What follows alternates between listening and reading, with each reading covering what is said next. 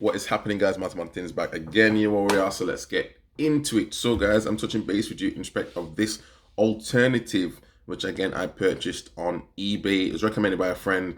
I smelt it initially. I don't know if it was their bottle or mine. I'm not too sure on necessarily what has happened. Hopefully this can zoom in so you can see. Yeah, there you go. So you can see on the focus, guys, you can see what it is. It's basically, I think there are loads of shops you can go to, especially I noticed in parts of Europe you can go to, and they have alternatives to, you know, you name it, they've got some sort of, some form of liquid or juice, whatever else, for a particular type of fragrance. So I'm assuming that this has come from one of those particular places.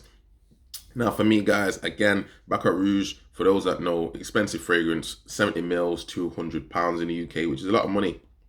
A lot of money for such a small amount of juice. This particular, batch, this bottle is, as I say, it's like an inspired, it's not, can't say inspired version, it's just basically a rip-off. But nonetheless, sometimes there are some good quality ones out there. Now, I've had to spray this one. You don't necessarily have to worry about it because it's just a normal type of atomizer. It's nothing particular of interest. It cost me $11.99 on eBay.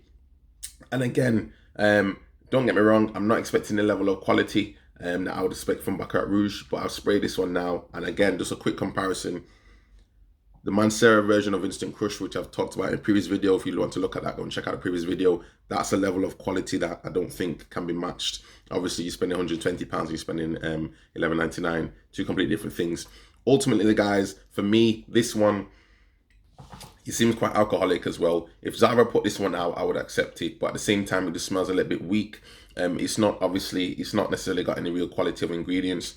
I get more of the chlorine smell than I do from the actual almond type of vanilla smell that I would have hoped to pick up on. I am picking up on it in respect of the almond notes, but I don't really get much from it in respect of saffron or any sort of mandarin or anything else like that going on, any ginger. I'm not really picking up on anything else like that. It's not a complex particular fragrance. This itself, it's okay. I mean, to be honest, it's a sort of fragrance which, again, if Zara put it out, you may say, okay, that's a good attempt. For me, you do get what you pay for. $11.99 for what this is. It's not even necessarily anything really to. You could blind buy it. I think you could blind buy it. It shouldn't really be a problem. I'll put the link down below if you're interested to go and check out yourself. But it's just one of those fragrances which is just okay. It's not really something which, again, I personally wouldn't buy this again, because I couldn't imagine when I'm going to wear it. Maybe on my skin it doesn't necessarily project as much. Again, this is only first impressions, and I've not had a chance to have a full day with it, but I don't even feel comfortable to necessarily wear it all over my body, because I've worn previous one from Duo Fragrances, Casino Royale, in the past, and actually started to give me a skin rash because I think the concentration of the perfume was so much that my skin couldn't actually breathe, and that was causing me some problems. So this one, again, I've just done a little spray on a piece of cloth and also a spray on the wrist. I mean, I just spray it so you can see, guys. There's nothing necessarily about the sprayer.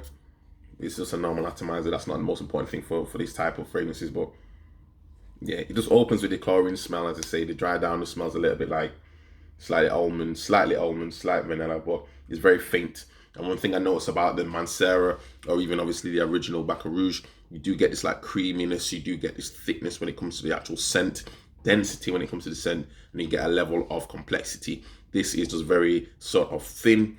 Again, chlorine, alcohol, borderline, as I say, borderline Baccarat Rouge.